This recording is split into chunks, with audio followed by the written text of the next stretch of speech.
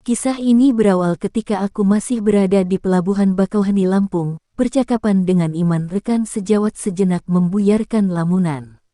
Ya begitu sudah menuju tengah malam tetapi aku belum dapat memenuhi kuayat setoran. Setengahnya pun belum, makanya aku memaksa untuk bekerja sampai larut malam seperti ini. Padahal sebelum-sebelumnya paling malam jam 9 sudah selesai. Sudah nyaris 10 tahun bekerja sebagai sopir travel dengan trayek Bakauheni Bandar Lampung. Sudah terbilang banyak makan asam garam merasakan pahit getirnya pekerjaan ini. Entah kenapa beberapa hari belakangan penumpang sungguh sepi, bisa dihitung dengan jari ketika mobilku terisi penuh, yaitu 12 penumpang dapat 5 penumpang saja sudah bagus. Malahan malam ini baru hanya ada 1 penumpang yang aku dapat, ini dia sudah duduk. Lisa menunggu di mobil sudah cukup lama, bersabar menungguku mencari penumpang lain. Angin malam di pelabuhan ini berhembus pelan tapi dinginnya makin terasa menembus kulit. Aku yang duduk di tembok memanjang di pinggir terminal masih terus menunggu dengan sabar datangnya penumpang. Syukurlah pada pukul 11.11 kira-kira ada kapal merapat. Yang datang dari Pelabuhan Merak, pasti bakal ada calon penumpang untukku. Dari jauh aku perhatikan memang banyak penumpang yang turun dari kapal. Secercah harapan makin terang ketika kalau diperhatikan banyak yang berjalan ke tempat di mana mobilku terparkir. Masa iya tidak ada yang jadi penumpangku, tapi satu persatu yang datang hanya lewat saja, ada yang ke tempat penjemputan mobil pribadi, ada juga yang langsung menuju terminal bus besar, belum ada yang datang dan masuk ke mobil travelku. Haduh, tidak dapat penumpang lagi. Sialan, bergumam aku sendirian ketika akhirnya tidak ada satupun orang yang masuk ke dalam mobilku, mengarah pun tidak. Beberapa menit kemudian jalur keluar penumpang kembali kosong, akan ramai lagi kalau ada kapal yang merapat. Itu yang terus jadi perputaran nasib dan rezeki buatku dan teman-teman seprofesi. Tapi di tengah kegalauan dari jauh aku melihat ada penumpang yang datang sendirian menyusuri jalur penumpang datang dari pintu keluar. Penumpang ini sangat menarik perhatian karena biasanya akan ada sopir atau kenek travel yang mendekati, tapi kali ini tidak, sama sekali tidak ada orang yang menawarkan angkutan yang akan mengantar ke tempat tujuan. Ia terus berjalan sendirian dengan tas kecil di tangannya, padangan terus mengikuti pergerakannya yang bergerak terus menuju tempat parkir kendaraan travel. Aku makin penasaran, remang-redup lampu area parkir ini sedikit banyak membuat aku harus berusaha keras menajamkan mata untuk terus memperhatikan. Hah, loh, kok dia berhenti di situ, aku bergumam sendiri ketika akhirnya si penumpang menghentikan langkah tepat di samping mobilku. Dia berhenti diam. Melihat itu aku langsung mematikan rokok lalu buru-buru berdiri kemudian berjalan menghampiri. Mau kemana Pak, tanyaku ketika akhirnya sudah ada di hadapannya. Lelaki 40-an berperawakan tinggi kurus mengenakan kemeja berwarna gelap dan celana kain layaknya karyawan baru pulang kantor. Kesini bisa, dia menjawab sambil tangannya menyodorkan secarik kertas. Aku lalu mengambilnya memperhatikan sebentar, ternyata di dalamnya ada beberapa baris tulisan tangan yang nyaris tidak bisa terbaca dengan jelas. Ini apa Pak, tanyaku agak kebingungan. Alamat bisa antar saya ke sana, jawab bapak itu lagi. Sekali lagi aku perhatikan kertas ini, ternyata benar itu adalah barisan kata yang bentuk alamat tujuan. Alamatnya tidak tertulis lengkap, hanya nama desa dan beberapa patokan yang harus dilewati. Kalau ingin menuju ke sana alamatnya kurang lengkap Pak, tapi Bapak tahu jalan ke sana kan, tanyaku lagi. Iya tahu, nanti saya pandu, bisa antar saya ke sana. Bisa Pak, bisa. Aku menyanggupi, lumayanlah daripada hanya dapat 1 menumpang, kan lebih baik dapat 2 lagi pula. Tujuan yang dia maksud aku perkirakan letaknya tidak jauh dari jalan besar, jalan lintas Sumatera yang sudah biasa aku lalui. Tapi nanti beberapa teman saya yang akan ikut, mereka menunggu di jalan yang mengarah ke sana. Tidak apa-apa, bapak itu bilang begitu. Oh tidak apa-apa Pak, bagus malahan. Ya tentu saja, aku senang mendengarnya, jadinya nanti akan ada tambahan penumpang lagi, lumayan. Saking senangnya aku jadi tidak menanyakan lagi berapa jumlah teman yang akan ikut nanti, biar sajalah makin banyak makin bagus. Baik Pak, Bapak silakan masuk, kita berangkat sebentar lagi. Bapak itu langsung masuk lewat pintu samping sementara penumpang yang satu lagi aku lihat sudah dalam posisi tidur di kursi tengah. Ya sudah, aku langsung bergegas menuju kursi pengemudi lalu menyalakan mesin. Malam mulai larut mendekati tengah malam, udara bergerak membentuk semilir angin berhembus menerpa apapun di hadapannya. Suasana khas pelabuhan di ujung timur Sumatera. Sekali lagi aku melirik jam tangan, angkanya menunjukkan ke pukul 11.45. Saat itulah aku mulai menjalankan kendaraan keluar pelabuhan mengantarkan penumpang ke tujuan. Gelap pekat awal jalan lintas Sumatera aku tembus dengan kecepatan sedang. Jendela terbuka setengahnya, berhembuslah angin malam masuk ke kendaraan. Ia melirik kaca spion beberapa detik. Aku memperhatikan penumpang di belakang. Penumpang yang pertama masuk masih tertidur dengan kepala bersandar ke kaca jendela, sementara penumpang yang satu lagi yang masuk belakangan masih duduk tegak tanpa bersandar di kursi tengah paling depan. Dengan begitu aku bisa melihatnya dengan jelas.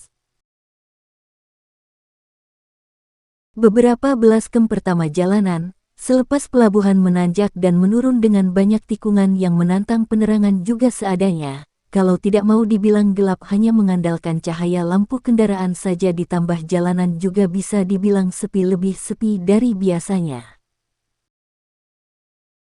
Memang ini bukan akhir pekan atau masa liburan, tapi ini terhitung sangat sepi. Kendaraan yang melintas hanya segelintir yang searah denganku ataupun yang berlawanan, sangat sepi, benar-benar sepi. Sudah biasa seperti ini, sudah seringkali menyusuri jalanan sepi tengah malam. Aku hanya harus tetap fokus dan berkonsentrasi. Bang, aku berhenti di depan aja di Kalianda. Tiba-tiba aku dikagetkan oleh suara salah satu penumpang. Sontak aku langsung melirik ke spion untuk melihat ke belakang. Ternyata yang bilang begitu adalah penumpang yang sejak tadi tertidur. Penumpang pertama, bukannya motul di Raja Basa, Pak? Tanyaku memastikan. Kalau tidak salah kali aja ia langsung menjawab seperti itu sambil sekilas aku lihat ada raut ingin bergegas di wajahnya. Ya sudah, aku akan ikuti. Tidak mungkin juga memaksakan sampai ke Raja Basa karena di awal naik tadi dia bilang tujuannya ke sana. Kalianda masih berjarak beberapa menit lagi, tapi lagi-lagi penumpang ini bersuara, Bang. Stop Bang, aku tuh di sini aja, dia bilang begitu. Di Kalianda masih di depan lo Pak, sebentar lagi timpalku. Oh iya nggak apa-apa, aku turun. Di sini aja. Stop Bang, bersikeras. Bapak itu ingin turun. Ye sudah, tidak bisa memaksanya seketika. Itu juga aku menepi dan menghentikan mobil. Hanya kira-kira beberapa menit lagi dari Kalianda.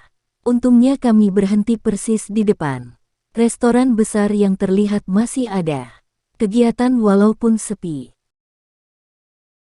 Ketika mobil sudah benar-benar berhenti, bapak ini langsung turun lalu berjalan ke pintu depan dan membukanya. Kalau bisa jalan cut perjalanan Bang, istirahat saja di restoran ini, lanjut besok pagi aja. Setengah berbisik dia bilang begitu.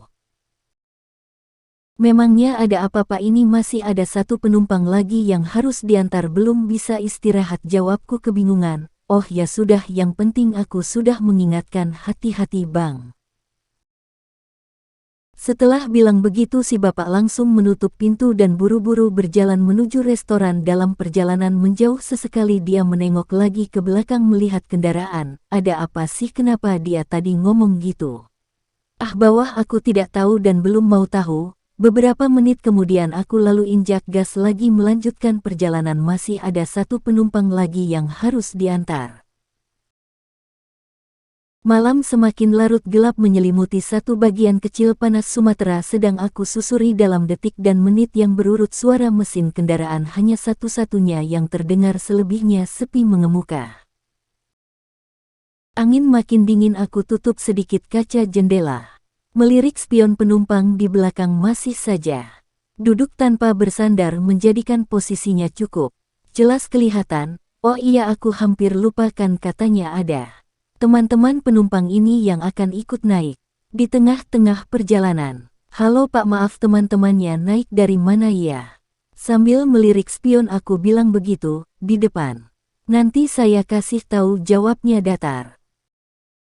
Baiklah, aku ikuti saja beritanya sambil terus memperhatikan jalan yang makin sepi saja. Kalau aku tidak salah kira alamat yang dituju oleh penumpang ini adalah satu daerah yang agak pedalaman keluar dari jalan utama yang sedang aku susuri ini. Belokannya pun aku mengira-ngira saja sudah sekitar 15 menit kami melewati kali. Anda seharusnya pertimbangannya sudah dekat menurut perkiraanku.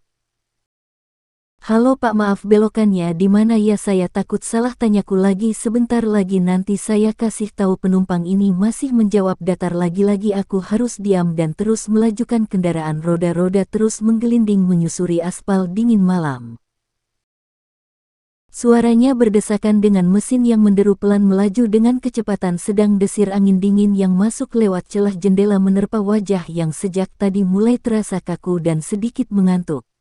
Suara dari belakang membuyarkan lamunanku. Baik Pak, benar. Di kejauhan aku melihat jalan masuk menuju sisi kanan jalan. Terpaan cahaya lampu sorot membuat aku bisa melihatnya walau samar. Jalan masuk yang ditandai oleh gapura lusuh terbuat dari kayu. Setelah sudah sampai persis di depannya, aku memutar setir mobil ke kanan yang tadinya sudah sepi dan gelap makin menjadi ketika kendaraan sudah berbelok kanan masuk ke jalan yang tidak selebar jalan utama namun masih tetap beraspal. Itu teman-teman, saya baru beberapa belas meter melewati gapura. Penumpang di belakang bilang begitu. Aku tidak menjawab, malah memicingkan mata coba melihat kejauhan sampai batas jauh lampu kendaraan. Benar, aku melihat ada yang sedang berdiri di pinggir jalan. Aku menebaknya ada sekitar 4 atau 5 orang. Mereka berdiri dalam gelap. Ini orangnya Pak, tanyaku lagi. Iya itu. Aku mengurangi lagi kecepatan yang memang sudah pelan sejak belok tadi. Beberapa saat kemudian aku hentikan kendaraan tepat di depan orang-orang ini. Menghitungnya, lagi benar ada 4 orang, 3 laki-laki dan 1 perempuan, semuanya setengah baya.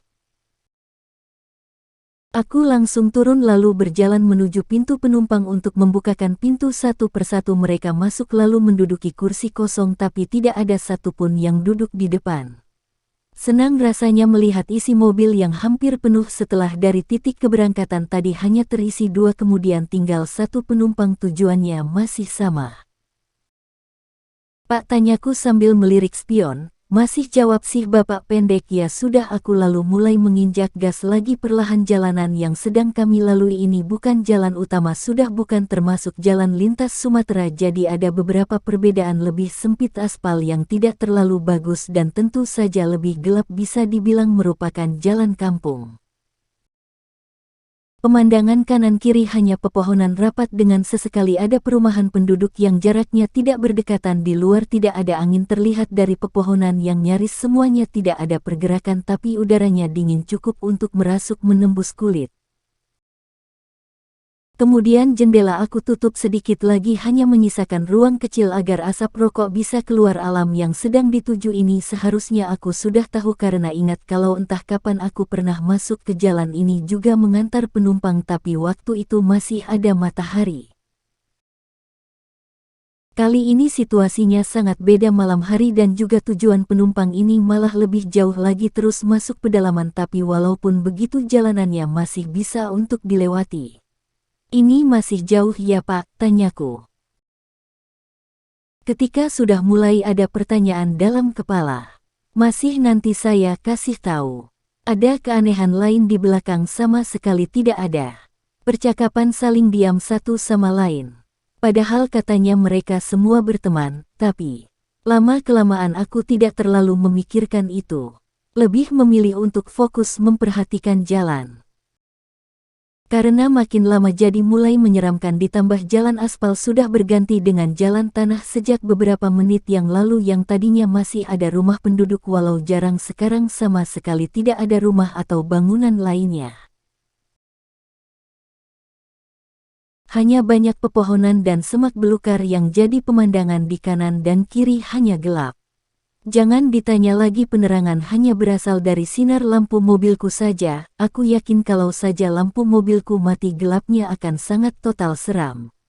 Lalu mau kemana sebenarnya kami? Ini desa terakhir yang sudah pernah aku kunjungi sebelumnya sudah terlewati beberapa menit yang lalu. Setelah itu sama sekali aku tidak mengenal daerah ini sama sekali. Belum pernah ke sini sebelumnya saya. Hai, belok kanan ya. Suara penumpang belakang memecah sepi, suaranya pelan tapi cukup membuat aku kaget tidak menjawab apa-apa.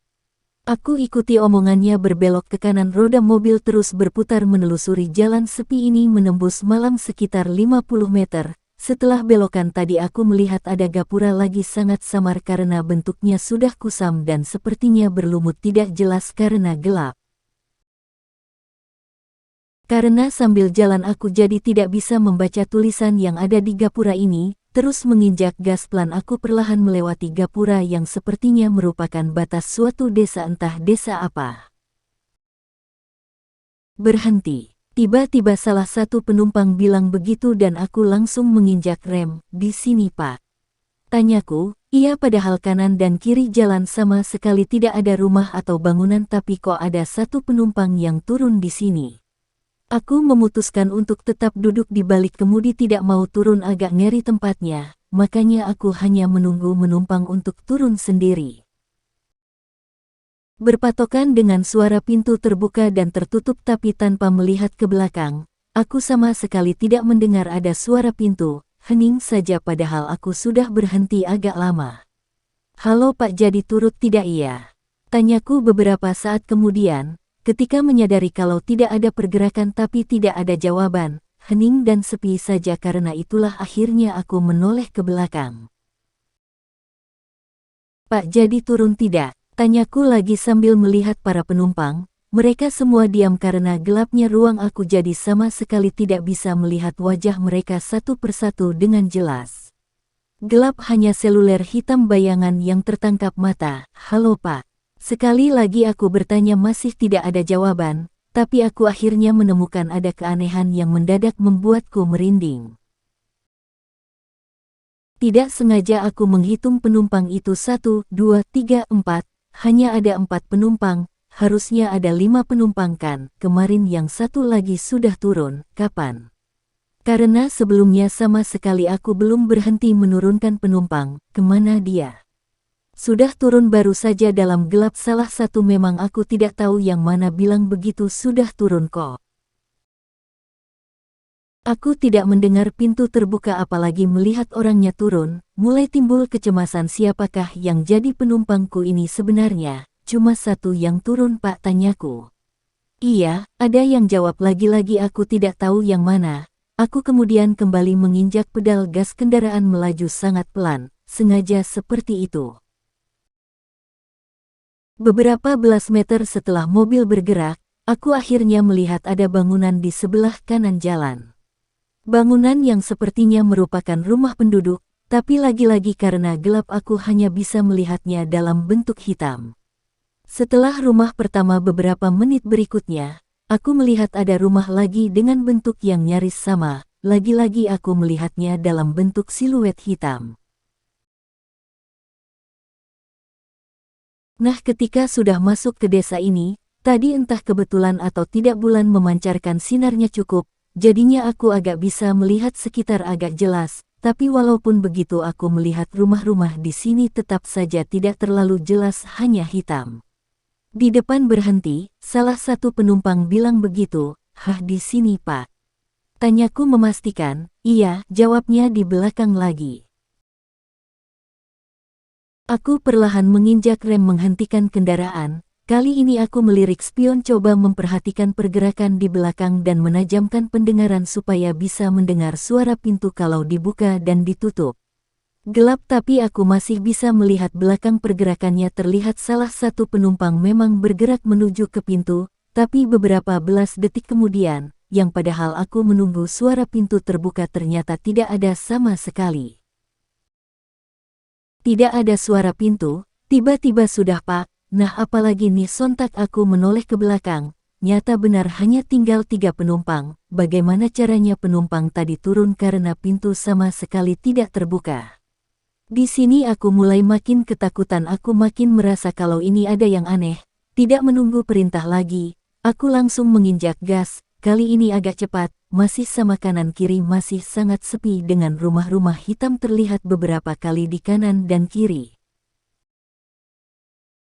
Sungguh merupakan desa yang sangat aneh seram, karena aku baru sadar kalau dari awal tadi sama sekali tidak ada lampu yang menyala kelelep semuanya. Di tengah-tengah memperhatikan keanehan di luar, aku terkejut ketika ada tangan dingin yang megang pundakku.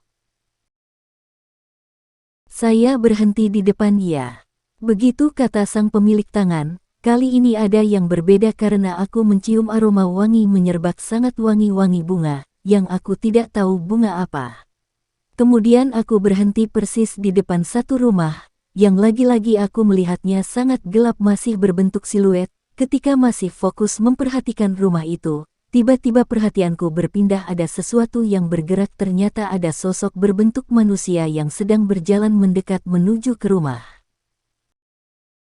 Sosok itu berjalan terus dan terus sampai akhirnya aku melihatnya masuk ke dalam rumah, tanpa membuka pintunya. Oh iya, berjalan menembus dinding depan. Tersentak aku kaget melihatnya, benar dugaanku ini ada yang tidak beres. Kemudian aku perlahan menoleh ke belakang, yang aku takutkan terjadi dugaanku benar, kalau penumpang sudah berkurang satu lagi, sekarang hanya tinggal dua sosok di belakang. Kemudian lanjut lagi, tidak perlahan aku memacu kendaraan lebih cepat. Mulai sangat ketakutan, penumpang yang aku bawa ternyata bukan sosok penumpang biasa. Halo, berhenti, lagi-lagi salah satu penumpang bilang begitu. Penasaran mengalahkan rasa takut, setelah mobil berhenti aku langsung menoleh ke belakang, aku ingin tahu bagaimana caranya mereka ini turun. Aku memperhatikan dua sosok ini dan benar, salah satunya kemudian bangkit dari duduk lalu mendekati pintu. Tahu apa yang aku lihat? Ternyata penumpang ini turun kendaraan dengan cara menembus pintu tanpa membukanya sama sekali. Ya Tuhan, aku sungguh ketakutan, ternyata penumpangku bukan manusia. Penumpang yang turun kali ini juga sama. Ia langsung berjalan menuju salah satu rumah yang ada di sebelah kiri, lalu masuk dengan menembus pintu. Tinggal ada satu penumpang, injak pedal gas cukup cepat memacu kendaraan bergerak menembus gelapnya desa. Mengerikan. Ini tujuannya kemana aku tidak tahu, aku cuma mau keluar dari desa ini secepatnya, walau tidak tentu arah, tapi masih ada satu sosok lagi di belakang, sosok penumpang terakhir, ketika aku masih berkonsentrasi memperhatikan jalan dalam kecemasan. Tiba-tiba tercium bau yang sangat wangi, lagi-lagi seperti itu mencium ini, aku langsung refleks mencari tahu sumbernya. Alangkah kagetnya aku ternyata ketika melirik kursi sebelah kiri, sudah ada yang sedang duduk di situ, duduk di sebelahku persis. Sosok perempuan penumpang ini yang benar tadi aku melihatnya ketika naik, namun kali ini beda, wajahnya tersenyum tanpa ekspresi memandang ke depan. Rambutnya panjang terurai, aku gemetar ketakutan, baik-baik doa melintas dalam hati meminta pertolongannya. Beberapa belas detik kemudian, tangannya mulai bergerak sampai akhirnya aku mengerti maksudnya. Telunjuk tangan kanannya menunjuk ke satu arah, ke salah satu rumah. Aku langsung membawa mobilku menuju rumah itu, rumah biasa dan lagi-lagi berbentuk siluet hitam. Aku menghentikan kendaraan persis di depannya. Ada pemandangan menyeramkan, aku melihat sosok seram ini turun dengan menembus pintu mobil. Sangat mengerikan karena kejadiannya hanya berjarak kurang dari 1 meter di hadapanku. Setelah turun kemudian dia berjalan mendekat ke rumah tadi, terus berjalan sampai akhirnya masuk secara lagi-lagi menembus pintu. Beberapa saat lamanya aku terkesima seperti terhipnotis, sampai akhirnya seperti ada yang menyadarkan lalu bergerak untuk membawa kendaraan cepat-cepat pergi dari tempat ini. Setelah para penumpang tadi turun, aku sangat cemas kalau nantinya tidak menemukan jalan keluar desa, jalan menuju jalan utama, tapi ternyata tidak begitu, seperti ada yang menuntun. Sekitar setengah jam kemudian aku sudah sampai di jalan utama, jalan lintas Sumatera.